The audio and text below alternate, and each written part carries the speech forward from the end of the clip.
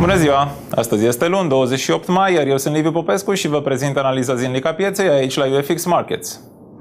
Wall Street și-a încheiat săptămâna negativ, întrucât Nasdaq a pierdut 0,40%, închizând la valoare de 2524 de dolari. Dow Jones a pierdut de asemenea 0,75%, până la valoarea de 12.428, iar S&P a scăzut cu 0,45%, închizând la 1321 de dolari.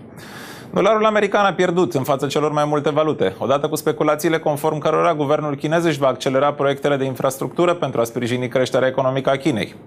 În același timp, îngrijorările că Grecia va părăsi blocul european s-au diminuat, lucru care a făcut ca activele cu randament mare să fie mai atractive. Trebuie să avem în vedere faptul că investitorii se vor lupta în această săptămână cu rapoarte economice importante, lucru care este probabil să îngreuneze piața acțiunilor. Însă nu se va avea încă o vedere de ansamblu până la alegerile din Grecia de pe 17 iunie. Piețele din SUA vor fi închise astăzi cu ocazia Zilei Memoriale a Eroilor.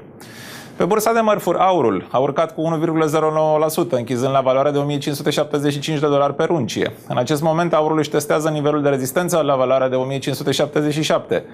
Trecerea de acest nivel ar putea însemna urcarea la următorul nivel de rezistență de 1600. Ultima valoare, 1575. Țițeiul este în creștere pentru a treia zi cu 1,01%, închizând la 91,50 dolari per baril, în urma lipsei progresului în negocierile cu Iranul referitor la programul său nuclear. Ultima valoare, 91,70. Pentru moneda europeană euro, tranzacționarea sub nivelul de rezistență de 1,2620 va menține cursul perechii euro-dolar negativ, acesta putând să-și testeze din nou nivelul de suport strong la 1,2500. Dar dacă perechea nu pică sub acest nivel, este posibil să crească la valoarea de 1,2710. Pe ansamblu, euro s-a tranzacționat cu minim de 1,2495 și un maxim de 1,2595. Euro ultima valoare, 1,2590. În ce privește lira sterlină, dacă perechea își păstrează nivelul de rezistență la 1,5750, tendința rămâne bearish și este posibil să-și testeze din nou nivelul de suport strong la 1,5650. Dar dacă perechea cade sub nivelul de suport, este posibil să ajungă la valoarea de 1,5600.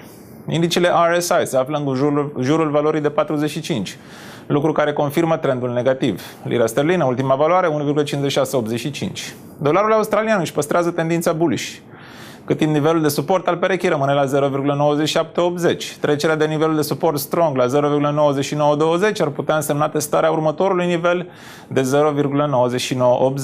Dar dacă perechea nu reușește să treacă de acest nivel de rezistență, vom asista la cel mai probabil la o întoarcere spre valoarea de 0,9780.